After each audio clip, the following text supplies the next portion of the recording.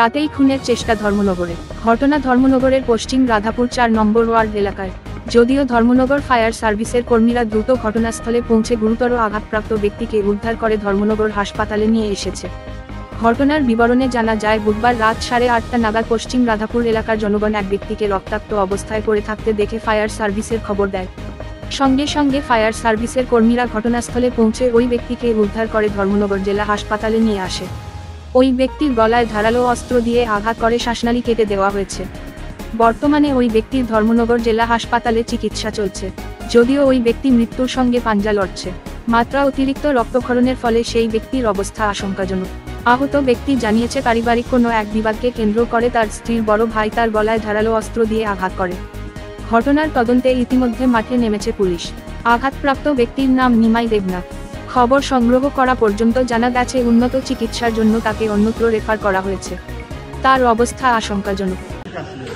এই তো পেশেন্ট তো আমার কাছে ধরেন কটার সময় আনুমানিক আইসে 9:10 আইসে পরে পেশেন্টের গলা প্রায় 1 ইঞ্চির মতো পুরো আসলো কাটা সামনে দিয়া, এবং মাথার পেছনেও হেভি ইনজুরি আসছিল।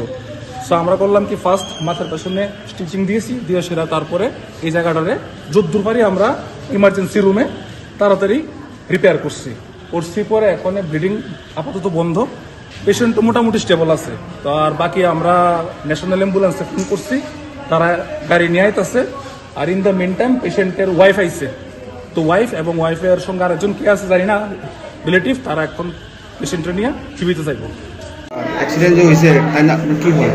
তাই না, আমার মামা। কি হয়েছে? তাই নিলে তো আমরা খবর পাইছি যে ওটা করে পদ্মপুর এখানে রাস্তার মধ্যে গলার মধ্যে সেদাইয়া রাস্তার মধ্যে পালাই দিচ্ছে। পদ্মপুর না রাধাপুর।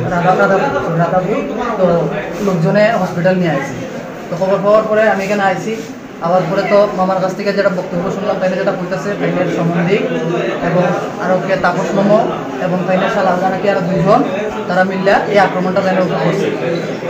কেমন আঘাত? তখন তাইনের অবস্থাটা খুবই মর্মান্তিক অবস্থা, কোন সময় প্রাণ যায় পাওয়া যায় না। তো 2-1টা কথাই বলছে তাইনে, এবং কথা হওয়ার মতো না, পর্যায়ে না, এমন একটা অবস্থা। তো এই মুহূর্তে জীবিত রেফার দেওয়া হয়েছে। তো দেখা যাক।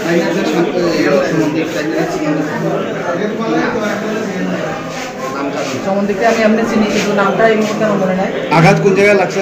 আঘাত মাথাতে লাগছে, গলার মধ্যে আছে এই জায়গাতে, হাতের মধ্যে, আরো বিভিন্ন জায়গাতে আঘাত।